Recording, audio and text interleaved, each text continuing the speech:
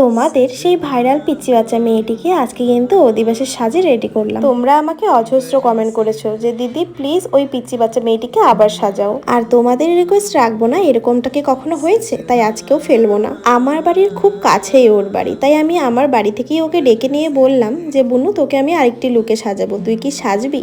আর ও সেই মুহূর্তেই সেই কথা শুনে এতটাই খুশি হয়ে গেছে যে হ্যাঁ দিদি তুমি সাজাও। আরও আমার কাছে সাজতে বসে এতটাই খুশি ছিল, তোমরা ওর হাসি মুখটা দেখেই বুঝতে পারছো। আর সত্যি বলতে আমার ওকে পার্সোনালি ভীষণ ভালো লাগে, আর ওর উপরে করা প্রত্যেকটা লুকে তোমরা অনেক ভালোবাসা দিয়েছো। আমি আশা রাখবো তোমরা এই ভিডিওটাই অনেক ভালোবাসা দেবে।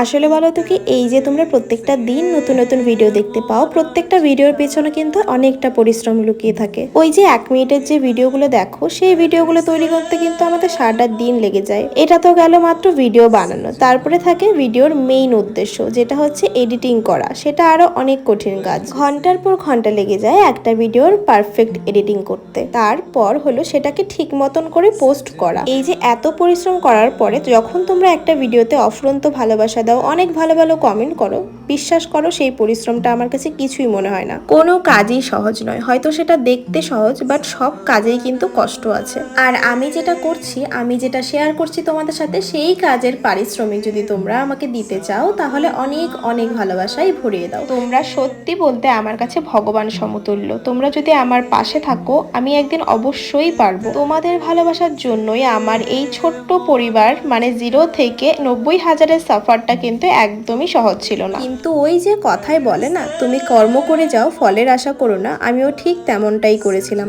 আমার একদম ছোট্ট একটা পরিবার ছিল, যখন সেখানে 10-12 জন জয়েন হয়েছিল, তখন থেকেই আমি যখন ভিডিও আপলোড করতাম তখন কখনো ভাবিনি যে এই ভিডিওতে ভিউ আসবে কি আসবে না। আমি শুধু এটাই ভাবতাম আমি ভিডিও পোস্ট করে যাই, ভিউ হলে হবে আর না হলে না হবে। এরকম করে আমি অনেক দিন ভিডিও আপলোড করেছি, মাঝখানে আবার 1-2 দিন গ্যাপ দিতাম, সেভাবে দেখছি কোনো উন্নতি হচ্ছে না। তারপরে মাঝখানে অনেক দিন আমি ভিডিও পোস্ট করিনি, পুরো ডিমোটিভেট হয়ে গেছিলাম। তারপরে ভাবলাম যে না, আমাকে থেমে থাকলে হবে না, আমি করতে থাকি, যদি হওয়ার সেটা অবশ্যই হবে। তখন আমার চ্যানেলে কোনো স্ট্রেট কন্টেন্ট ছিল না যে আমি এই ভিডিওটা বানাচ্ছি মানে এই টপিকেই ভিডিও বানাবো।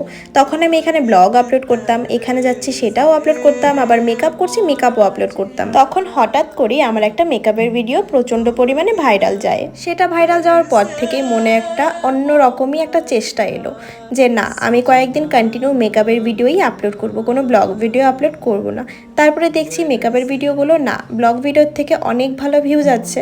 তখন আমি ভাবলাম যে না, এই চ্যানেলে আমি এখন থেকে মেকআপের ভিডিওই আপলোড করব। এই যে তারপর থেকে এই পর্যন্ত আমি কন্টিনিউ একটা করে মেকআপের ভিডিও আপলোড করার চেষ্টা করি। আমি সত্যি কখনো ভাবিনি আমার মেকআপগুলো সবার এতটা পছন্দ হবে। তাই তোমরা যখন নিউ চ্যানেলে কাজ করবে, তোমাদের ট্যালেন্ট যতগুলো আছে তোমরা সব ধরনের ভিডিও আপলোড করবে।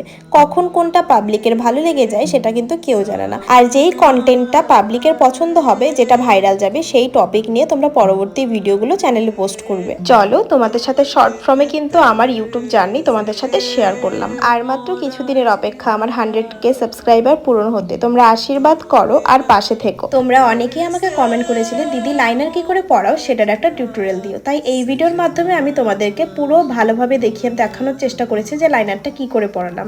এটা দেখে সহজ মনে হচ্ছে, কিন্তু তোমাদের কিন্তু অনেক প্র্যাকটিস করতে হবে। প্র্যাকটিস করলে দেখবে খুব সুন্দরভাবে তোমরা লাইনার পড়াতে পারবে। এখানে আমি সিম্পল সোবার ভাবে একটি উইং লাইনার ক্রিয়েট করেছি। তারপরে সেই উইংটাকে মানে আউটলাইনার থেকে আমি দেখো নিচে কিভাবে স্মাচ করছি। এটা যদি না করো তাহলে মনে হবে এক্সট্রা। আমি কিন্তু ওকে আজকে ওয়াটার লাইনে কোনো কাজল পরাইনি, এই তো এইটুকু করে দিলেই হবে।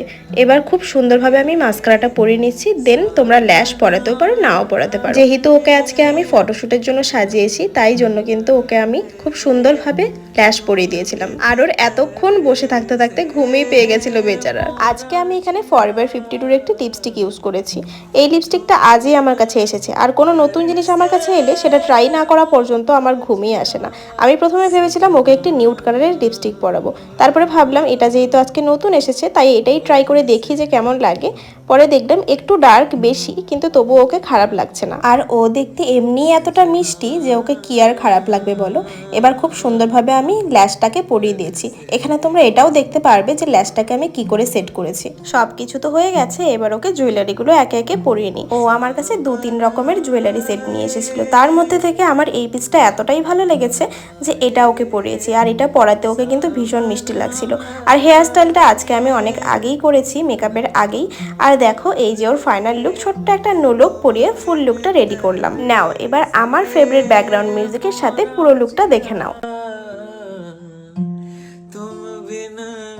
तरसे मोरा जिया सजना बरसे है क्यों अखियां सजना बरसे है क्यों अखियां।